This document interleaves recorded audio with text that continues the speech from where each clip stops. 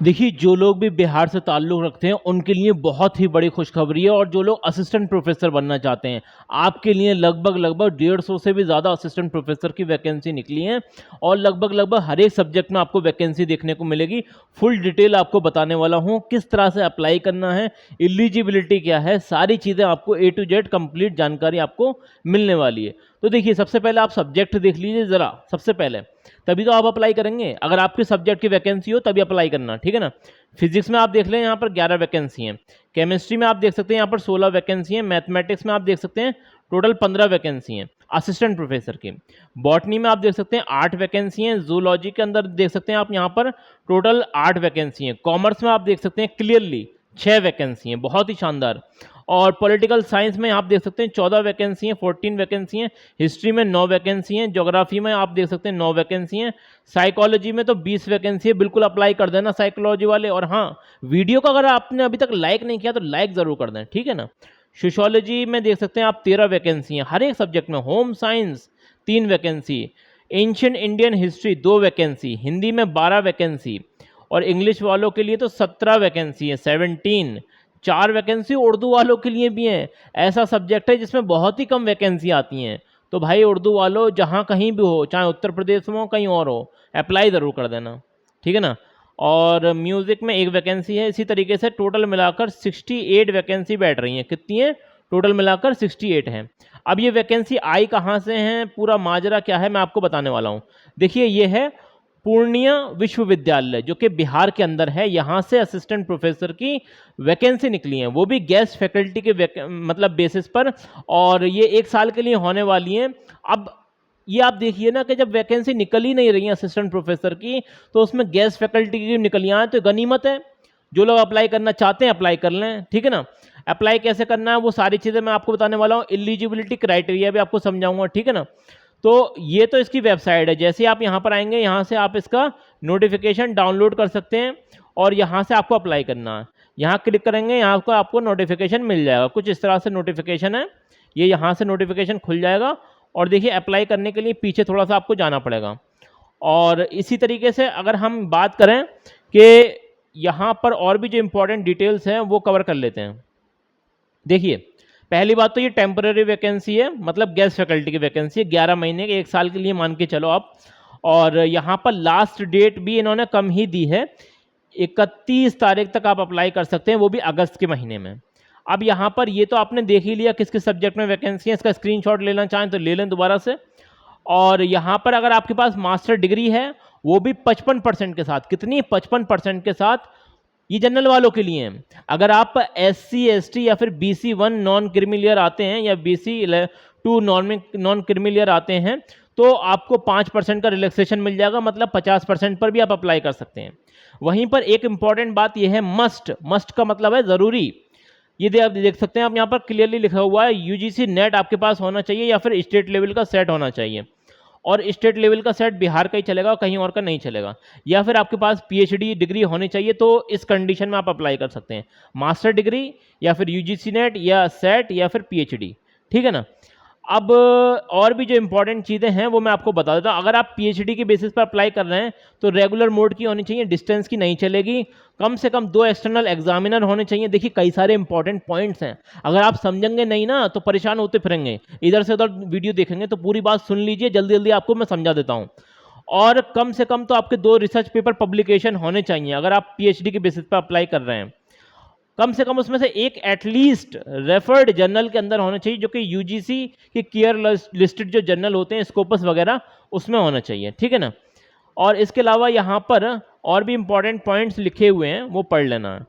अभी यहाँ पर जो रिजर्वेशन का फ़ायदा मिलने वाला है वो प्योरली बिहार वालों को मिलने वाला। अदर स्टेट के अप्लाई कर सकते हैं, लेकिन वो जनरल कैटेगरी में ही अप्लाई कर सकते हैं।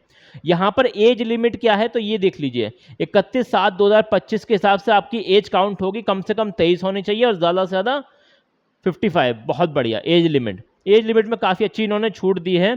और अगर हम सैलरी की बात करें तो मैक्सिमम आपको सैलरी जो प्रोवाइड कराई जाएगी वो 50,000 50,000 रुपये पर मंथ की salary, according to the notification. मैं अपने पास से नहीं बता रहा हूँ, नोटिफिकेशन में देख के बता रहा हूँ।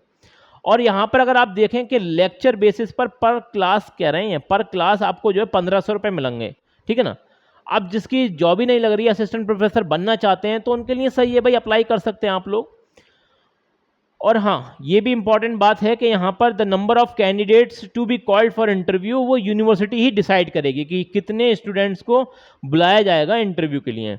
एप्लीकेशन प्रोसेस क्या है कि आपको जो है ऑनलाइन एप्लीकेशन फॉर्म फिलअप करना है, जो कि लिंक वगैरह दे रखी है, वहीं से आपको फॉर्म फिलअप करना है। वो मैं आपको अभी दिखाता हूँ। यहाँ पर आपकी जो फीस है वो ये दे रखी है, इसका स्क्रीनशॉट ले लें आप। और हाँ, आपको जो इंटरव्यू के लिए बुलाया जाएगा वो आपकी एपीआई स्कोर चेक किया जाएगा। अब कुछ लोगों को एपीआई स्कोर के बारे में मालूम है और कुछ लोगों के मतलब नहीं मालूम है, तो सुन लीजिए एपीआई स्कोर होता क्या है। एपीआई स्कोर होता है आपका एकेडमिक परफॉर्मेंस इंडिकेटर, मतलब आपने ग्रेजुएशन में कितने नंबर हासिल किए, मतलब कितनी परसेंटेज हासिल की, पोस्ट ग्रेजुएशन कर रखा है तो उसमें कितनी परसेंटेज आपकी आई है, पीएचडी कर रखी है या नहीं कर रखी है, नेट है या फिर जेआरएफ आपने क्वालिफाई कर रखा, तो इन सबके नंबर मिलते हैं। किसी में 21, किसी में 22, किसी में 23, अलग अलग। समझाता हूँ आपको, थोड़ा सा एग्जांपल दे देता हूँ। जैसे कि ग्रेजुएशन आपने कर रखी है 80% या उससे ज़्यादा, तो उसके 15 नंबर आपको मिलेंगे, ठीक है ना। 60% या उससे कम है तो 13 नंबर। ये इस तरह से क्राइटेरिया दे रखा है। अभी यहाँ पर पोस्ट ग्रेजुएशन की अगर हम बात करें तो 80% या उससे ज़्यादा है तो आपको 25 नंबर।